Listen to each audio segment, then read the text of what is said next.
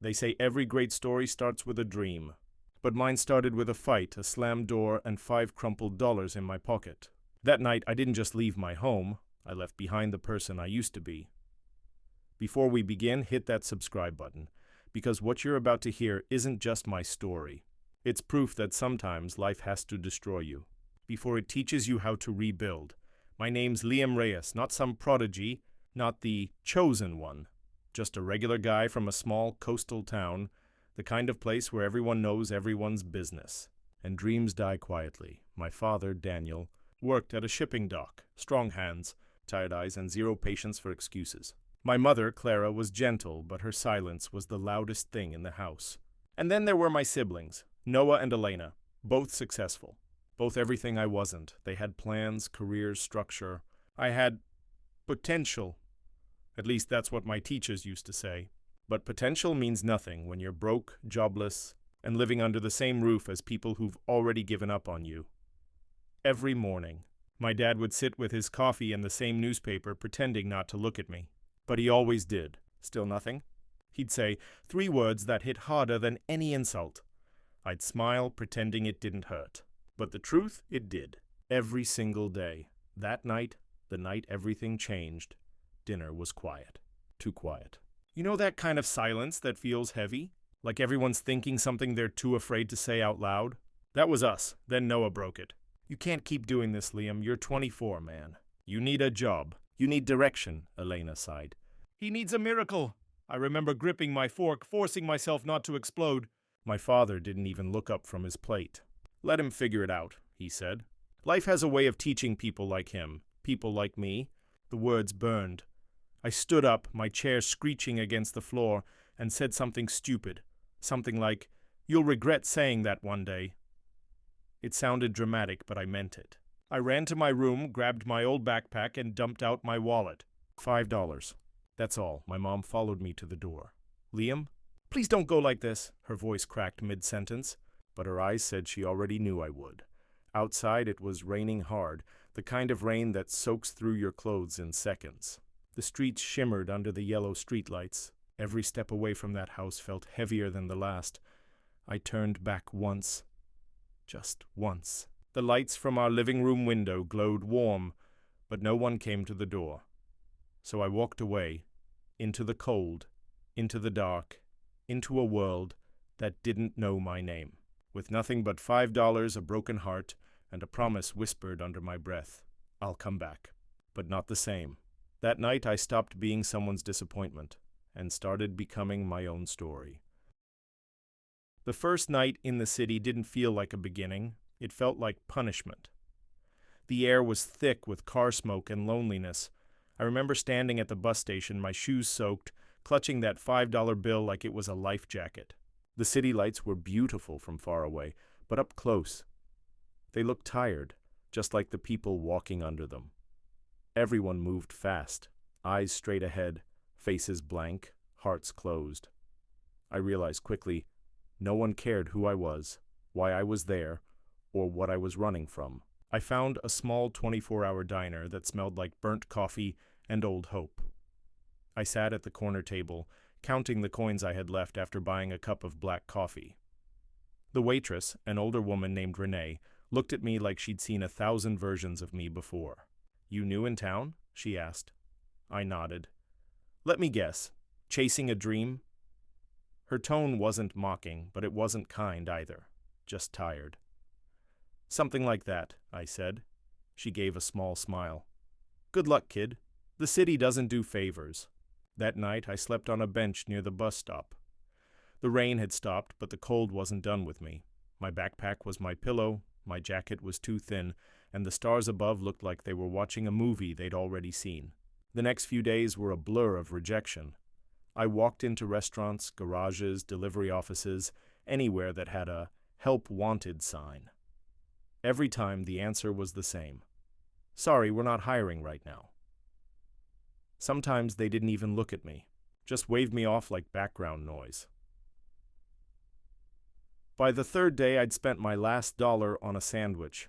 I remember holding the wrapper, wondering if it was stupid to think I could survive here. The city didn't care. It didn't care about my dreams, my pride, or my pain. It just kept moving, loud, alive, and completely indifferent. I started doing small things for survival, carrying boxes for shop owners, washing cars for coins. No one remembered my name, and I stopped giving it. But every night when I looked at my reflection in a shop window, I'd whisper, "You left home for a reason, Liam. Don't you dare forget that." One evening, I met a man outside the subway. His name was Mason, mid-30s, rough beard, wearing the kind of smile that comes from surviving too much. He handed me a sandwich without asking my name. "First week in the city?" he asked. I nodded. He laughed. "You've got that look, the one between hope and regret. Don't worry, it fades." We talked for hours. He told me how he came to the city chasing music, ended up fixing bikes instead.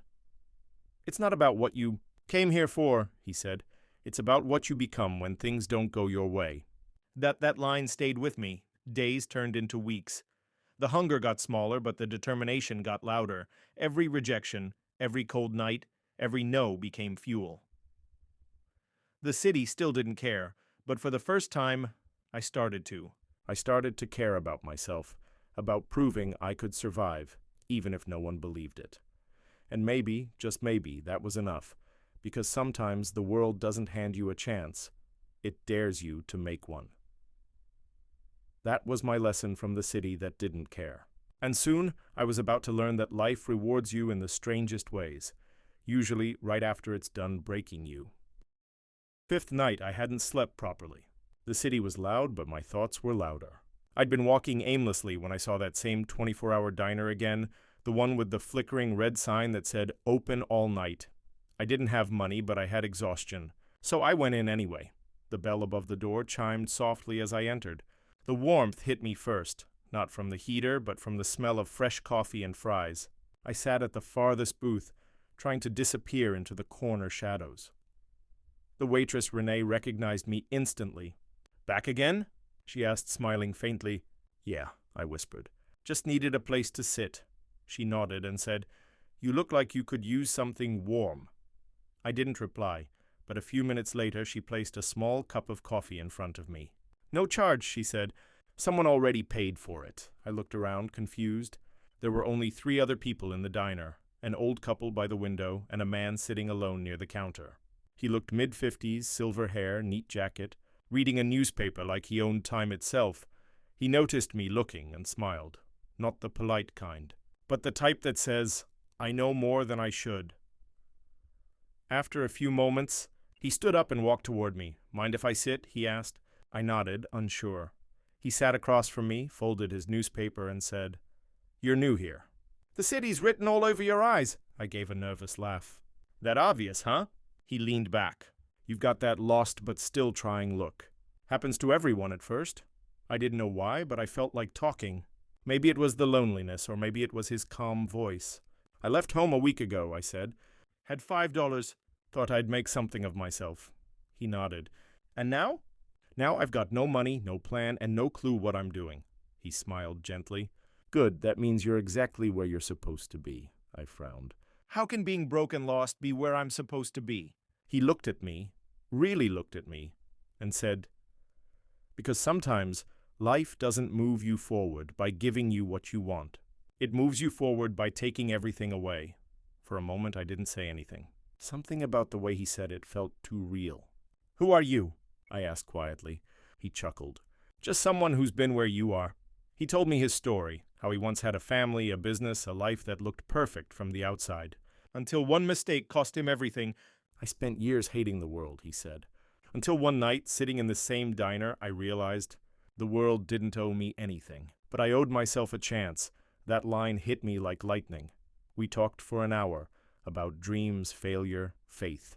Before leaving, he placed a folded $10 bill on the table. "For the next time you need a meal," he said. I shook my head. "I can't take that," he smiled. "You're not taking it. You're passing it forward. Someday someone else will need it. Promise me you'll do the same." I nodded slowly. He stood up, buttoned his coat, and said one last thing before walking out the door. "Remember, Liam, sometimes God doesn't give you signs. He gives you strangers." When I stepped outside minutes later, he was gone. No trace, no car, just the sound of the city humming like nothing happened. But something had happened. Something had changed. That night, I didn't sleep on the bench. I sat there under the streetlight, holding that $10 bill in my hand, and for the first time since I'd left home, I didn't feel lost anymore. The next morning, I woke up before the sun. The city was still half asleep, but the noise inside my head wasn't. That old man's words kept echoing. Sometimes God doesn't give you signs. He gives you strangers. I didn't know what to do with that sentence, but I knew I couldn't waste another day sitting hungry, waiting for miracles. So I started walking again. Anywhere. Everywhere. I'd stopped counting blocks, stopped caring about directions. I just wanted to feel like I was moving. Around midday, I found myself standing outside a small coffee shop called Moonlight Grounds. The smell of roasted beans pulled me in, even though I knew I couldn't afford a cup. Through the window, I saw a "Help Wanted" sign taped to the counter. I hesitated. It wasn't what I came to the city for. I had dreams, big ones. I wanted to do something that mattered, something worth being proud of. But then my stomach growled, reminding me that pride doesn't pay for food. I walked in. The manager, a young woman in her late 20s, looked up from the register. Her name tag said Zara. She had sharp eyes, the kind that notice everything. "You here for the sign?" she asked. "Yes," I said quickly. "I can do anything." She raised an eyebrow. "Ever worked in a cafe before?" "No." "Ever made coffee?" "No," she sighed. "Well, honesty's a start. What's your name?" Liam Reyes." She looked at me for a second, then said, "You start tomorrow. It's minimum wage. Don't be late." That was it. No interview, no paperwork. Just a job, the kind of job I'd spent years thinking I was too good for. The first week was brutal. I burned milk, dropped trays, forgot orders. Customers complained, Zara scolded me, and by the third day, I'd convinced myself I was going to quit. But something stopped me. Maybe it was pride, maybe fear, maybe that stranger's voice in my head saying, "You owe yourself a chance." So I stayed. I started paying attention to the rhythm of the machines, the sound of coffee pouring, the timing of every order. I began to understand that even the smallest things could have purpose if done right. One night, after closing, Zara looked at me and said, "You work like someone who's running from something." I smiled weakly. "Maybe I am," she nodded. "Good. Keep running, but make sure you're running towards something, not just away from it." Her words stuck with me. Weeks turned into months. My hands got steadier, my confidence stronger. I was still poor, still renting a room smaller than my old bedroom closet, but I was learning something I'd never known before. Discipline. The kind of discipline that teaches you to show up even when no one claps for you. Some nights, when the cafe was empty, I'd sit by the window, watching people rush by. Suits, briefcases, fake smiles. I realized something. I wasn't jealous of them anymore. For the first time in my life, I felt like I belonged somewhere, even if it was behind a counter wearing an apron. Zara eventually started trusting me with the morning shift. She'd joke, "You're better with people than I thought." I'd laugh and say, "That's because I've been one of them. The tired, lost ones." One Friday evening, when I was sweeping near the counter, a customer asked me, "You own this place?" I laughed. Not yet, but inside something clicked. Not yet. It was the first time I'd allowed myself to think maybe someday. That night, when I left work, the air felt different. The city was still loud, still cold, still uncaring. But now, I wasn't waiting for it to change. I was changing instead, and deep down, I knew. The job I didn't want was slowly becoming the job that was teaching me how to live. It started on an ordinary night, the kind of night that feels like it's never going to mean anything. The cafe was half empty, the city outside calm but restless. Zara had gone home early, trusting me to close up. I remember wiping the counter when a customer walked in just before closing. He was dressed sharp, expensive watch, tailored coat, the kind of guy who doesn't notice people like me. He ordered an espresso and sat near the window, typing something on his laptop. When I took his cup over, I noticed his screen. It was a design, a simple ad layout. Bright colors, bold text. Something about it pulled me in. He looked up, caught me staring, and smiled. "You like design?" I hesitated. "Yeah, kind of. I used to mess around with editing and sketching back home." He raised a brow. "You do it professionally?" I laughed. No, I make coffee professionally. He chuckled softly. Fair enough? Well, keep your eyes open. This city rewards people who notice things others don't. He left a big tip. And his words. That night, after locking the cafe, I couldn't shake that sentence out of my head. The city rewards people who notice things others don't. Maybe I wasn't meant to just serve coffee. Maybe I was supposed to create something. I went back to my small rented room, sat on the floor with my old cracked phone, and opened a free design app. My hands were shaking, not from fear but excitement. For the first time in months, I was doing something that felt mine. I started making random posters, quotes, cafe mock-ups, product ads, anything that looked alive. I'd work after midnight, using the cafe's free Wi-Fi, my eyes burning from the screen's light. Every morning, I'd show Zara my designs. She'd roll her eyes but smile secretly. You know, these aren't bad, she'd admit. You could do something with this. I don't even have a laptop, I'd laugh. Then find one, she'd reply. Stop waiting for perfect. That became my mantra. Stop waiting for perfect. One weekend, Zara had a new menu launch coming up, and she asked if I could make a digital poster for it. I stayed up the whole night working on it, adjusting fonts, colors, spacing. I wanted it to look like it came from someone who knew what they were doing, even if I didn't. When she posted it on the cafe's page, it blew up. People started coming in saying, "We saw your ad on Instagram." Zara looked at me and said, "Congratulations, designer. You just made the cafe go viral. Something changed in me that day. Not just confidence, direction. Soon I started designing for small shops nearby. Menu cards, posters, logos. They didn't pay much, but I didn't care. For the first time, I was earning from something that came from me. Every rejection I'd faced before suddenly made sense. Every insult, every lonely night, every job I didn't want, it had led me here. Because sometimes failure isn't the opposite of success. It's the path to it. One night, as I walked back home after dropping off a poster, I stopped under a streetlight. The same kind of light I'd once cried under when I left home. But this time it felt different. I looked up and whispered, "Maybe this is how it starts. Not with a miracle, but with a spark." That night, I didn't feel like the boy who left home with $5. I felt like the man who'd finally found what he was meant to do. They say success tests your patience, but failure tests your soul. By the time 6 months had passed, my life had started to look stable. I wasn't rich, but I was finally standing on my own feet. I had a small routine, coffee by sunrise, design work by night, and a quiet sense of peace I'd never known before.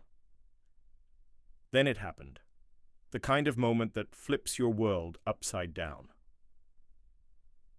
One of my cafe posters had caught the eye of a marketing firm called Nova Frame Studios. Their creative director, Ethan Cole, reached out to Zara asking who made it. When she gave him my name, he asked me to come in for a meeting.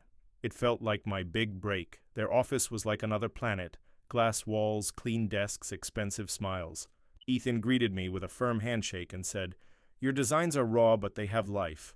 We could use that kind of spark here." I remember my heart racing. I thought, this is it. This is where everything changes. He offered me a freelance contract, 10 designs for a trial campaign. It paid more than I'd made in 2 months. I said yes before he finished the sentence. The first few days were magical. I'd worked till dawn, pouring every ounce of creativity into those designs. The campaign was for a big client, a luxury clothing brand. When they saw my work, they loved it. Ethan congratulated me and said, "You've got real talent, Liam. We'll talk about a permanent role soon." But that talk never came. A week later, I got a message from a friend who worked at another agency. He sent me a link. The campaign had gone live. The designs were mine. Every line, every detail. Except my name wasn't there. It said, "Creative Lead, Ethan Cole." I froze. My throat tightened. I scrolled again and again, hoping it was a mistake. But it wasn't. He had taken my work, my dream, and turned it into his victory. I went to the office the next day, but security stopped me at the door. "Sorry, Mr. Cole's not available." Of course, he wasn't. People like him never are. Not when you're the one bleeding. I remember walking out into the street, the noise of the traffic blurring with the noise in my head. For the first time since I'd left home, I felt that same helplessness again. That same question, why me? Back at the cafe, Zara saw my face and didn't even ask. She just poured me a cup of coffee and said quietly, "You trusted the wrong people, didn't you?" I nodded. She sighed. "Welcome to the club." That night, I sat by the window staring at my reflection. The city lights shimmered behind me, but all I could see was failure staring back. I wanted to give up, to pack my bag and disappear. But then, I remembered the old man's words. Life doesn't move you forward by giving you what you want. It moves you forward by taking everything away, and suddenly I understood. This wasn't the end, it was a lesson. A brutal one, but a necessary one. Maybe I needed to lose what wasn't mine, so I could build something that truly was. So I made a decision that night. No more working for others. No more begging for credit. If the city wasn't going to give me a place, I'd carve one myself. The next morning, I opened a blank page on my phone and typed 3 words: Rise Creative Studio. It wasn't much. No money, no office, no team. Just a name and a promise to myself that I'd never be robbed of my worth again. That was the night I fell. Completely. Painfully. But what I didn't realize then was that every fall has a purpose. It's the universe's way of clearing your path for the rise. Every story has that one night, the one that divides your life into a before and an after. Mine came without warning. Weeks had passed since I started Rise Creative Studio, if you could even call it that. It wasn't a studio. It was a cracked phone, a secondhand laptop, and a dream sitting on a rented desk in a shared co-working space. I'd been hustling for clients, emailing, pitching, begging, hoping. No one replied. The city, as always, didn't care. But this time, I did. One night, I sat in the cafe long after closing hours. Zara had left early, trusting me with the keys. The rain outside was heavy, the kind of storm that makes the world sound smaller. I was staring at my laptop, half asleep, designing a sample logo for a brand that didn't even exist, just to keep my skills alive. That's when the doorbell rang. I looked up. It was almost midnight. The rain had blurred the windows, and for a second, I thought I was imagining it. But then the bell rang again. I opened the door to find a man standing there, soaked from the storm, holding a camera bag. He looked around 30, tired but sharp-eyed. "Sorry," he said. "Are you still open?" "Not really," I replied. "But come in, man. You look half drowned." He laughed softly and stepped inside. His name was Caleb Hart, a freelance filmmaker who'd been shooting a travel project that got delayed because of the storm. I made him coffee, and we started talking. Within minutes, it felt like we'd known each other for years. He told me about his passion for film, how he'd been trying to build something of his own but couldn't find a good designer for his visuals and branding. I showed him my work, hesitant at first, expecting the usual polite nod. But Caleb's reaction was different. He leaned forward, eyes wide. "You did these?" "Yeah," I said quietly. "Dude, these are amazing. You've got a real eye for emotion." "I could use someone like you," I smiled. "You can't afford me," he laughed. "Trust me, neither of us can afford anything. But maybe we can help each other." That's how it began, a collaboration born out of rain and coincidence. For weeks, Caleb and I worked together. Small gigs, local projects, anything that paid a few dollars. But something was happening. Our work had soul. The designs, the visuals, the stories, they connected. People started noticing. One of our short ad videos, shot by him, designed by me, went viral on social media. It wasn't meant to. It was a simple story about a street vendor chasing his dream. But it hit millions of views overnight. Brands started reaching out. Emails flooded in. I remember sitting in that same cafe, staring at my phone as the notifications wouldn't stop. Zara walked in, confused. "What's happening?" I looked up at her and said, almost whispering, "I think this is it." That one night changed everything. The next few months felt like a movie. Caleb and I registered Rise Creative Studios officially. We hired 2 people, then 5, then 10.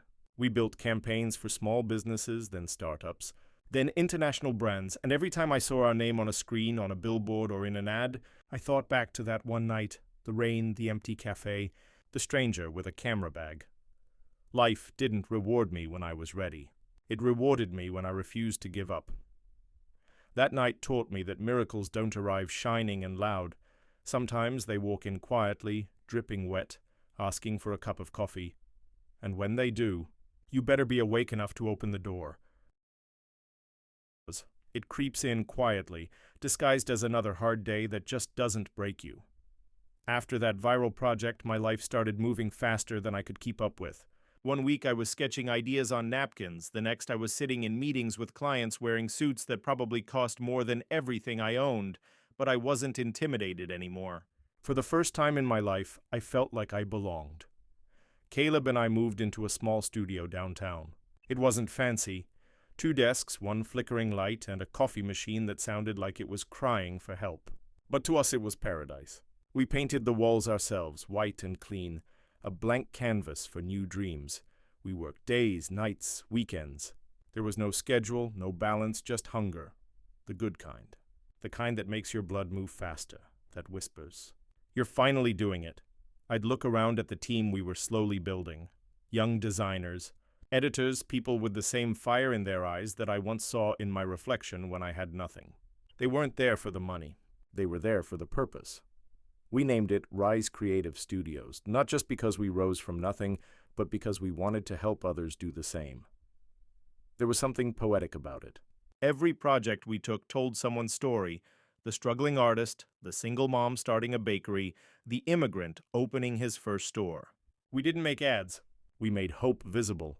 And with every success, I remembered every insult, every sleepless night, every rainy bench. It didn't hurt anymore. It fueled me.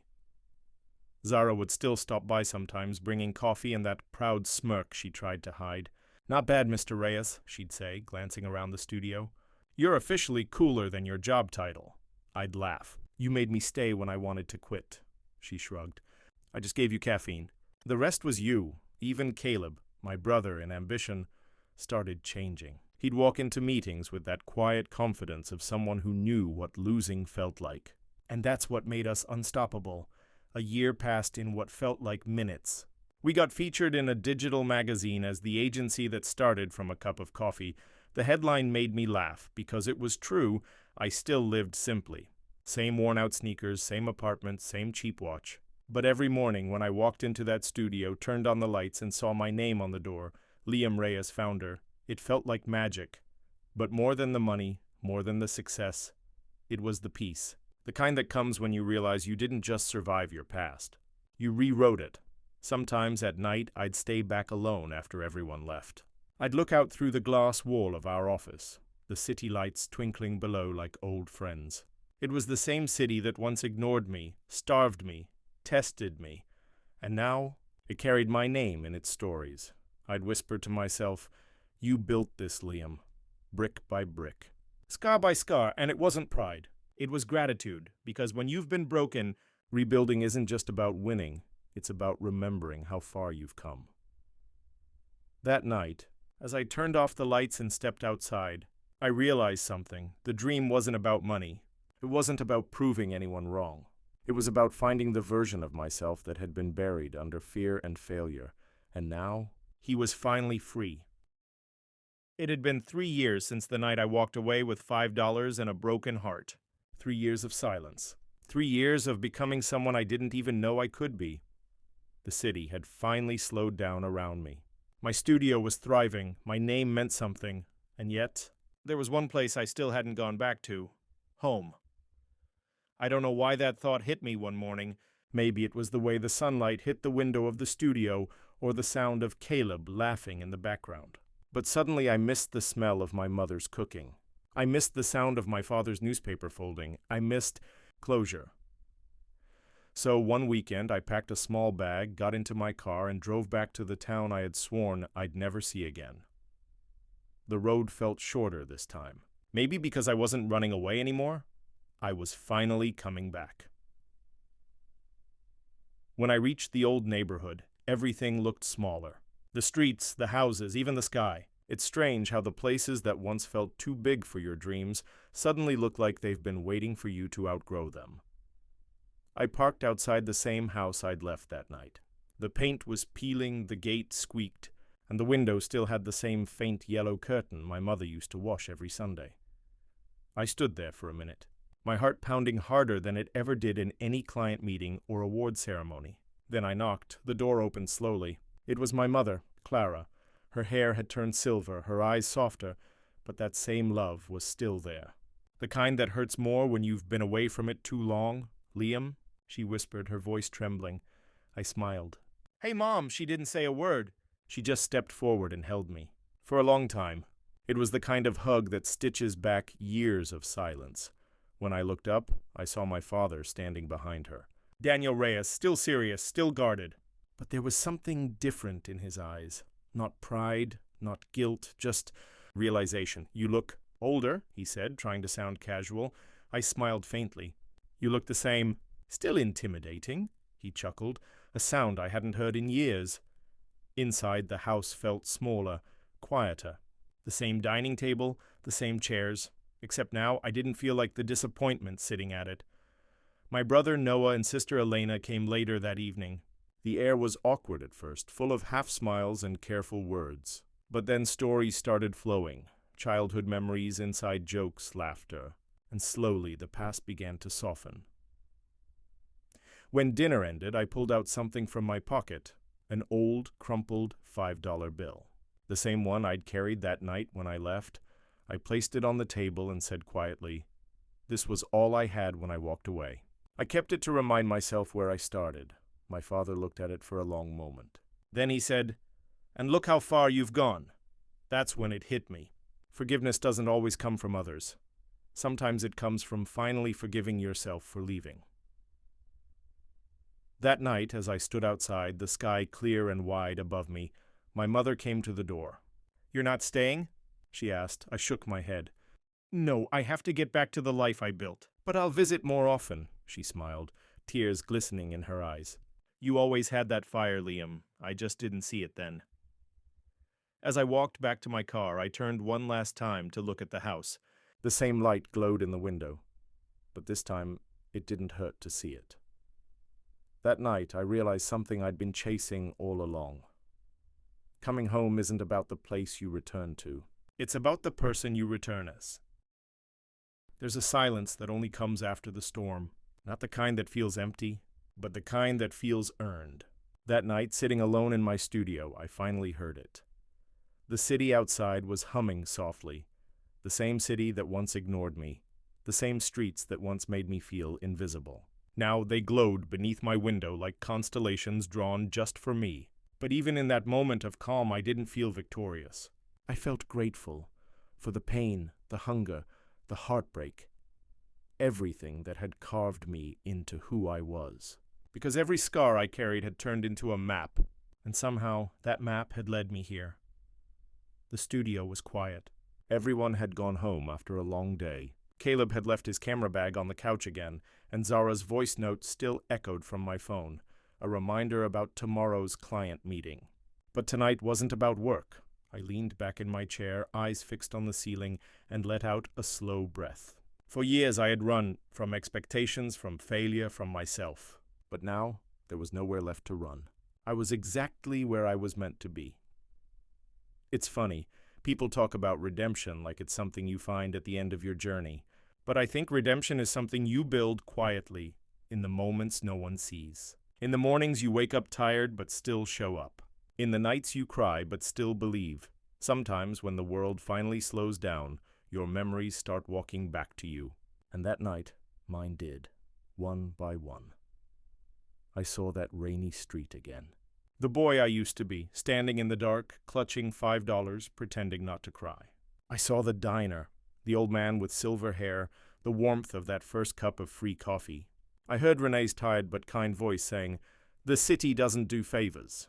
I saw Zara's smirk, her faith disguised as sarcasm, and Caleb walking into my life with a soaked jacket and a dream that matched mine. All these people, all these strangers, had shaped me. It's strange how the world works. You think you're walking alone, but the truth is, every soul you meet leaves fingerprints on your story. Months later, after our studio turned 5, I stood on a stage in front of hundreds of people. Our name, Rise Creative Studios, flashed in bright letters behind me.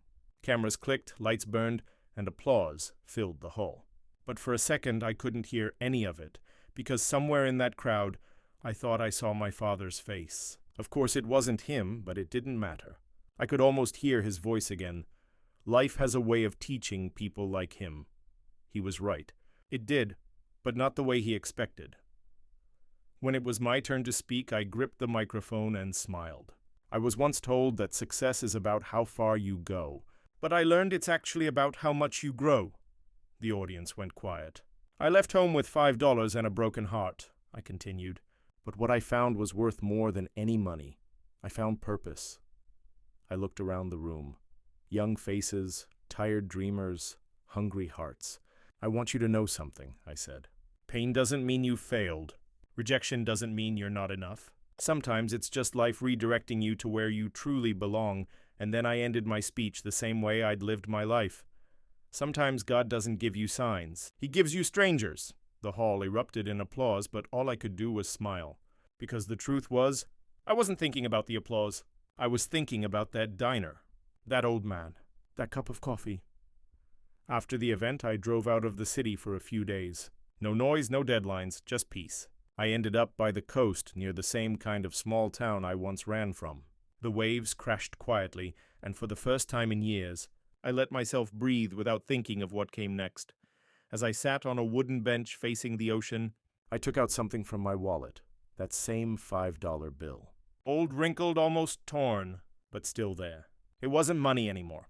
It was memory. I smiled and whispered, "You were enough." Because that's the thing about beginnings. They don't always look like miracles. Sometimes they look like heartbreak or hunger or a $5 bill. But what matters is what you build from them. Later that night, my phone buzzed. A message from a kid I'd mentored months ago. He'd just gotten his first job as a designer. The message read, "Sir, I almost gave up. But then I remembered what you told me. The world doesn't owe me anything, but I owe myself a chance." I laughed quietly, feeling that familiar sting in my chest.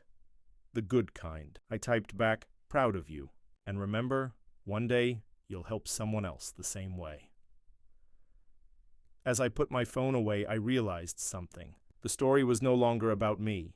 It had never been just about me, because when you rise, you don't rise alone. You pull others up with you, the same way strangers once pulled you from the edge. That's the real redemption. When I got back to the city, I went straight to the diner. The same old sign still flickered. Open all night. Renee looked older now, but her eyes still carried that kindness. "Still working hard, huh?" she said. I grinned. "Still serving coffee," she laughed. "Someone's got to keep you dreamers alive." I ordered 2 cups this time. One for me and one for the stranger who once changed my life. He wasn't there, of course, but maybe he was. In spirit, in memory, in every lesson that had carried me through. I left a $100 bill under the cup and whispered, "For the next kid who walks in lost." And as I stepped outside, the rain started to fall again, light, cold, cleansing. I tilted my head up and smiled. 3 years ago, I left home with $5 and a broken heart. Tonight, I walked home with peace in my soul and love in my hands. That's the thing about life. It doesn't always give you what you want, but it always gives you what you need. Exactly when you're ready to understand it. I didn't find success. I didn't find revenge. I found meaning. I found forgiveness. I found myself, and maybe that's all redemption ever is. The day you stop running from your story and start owning it.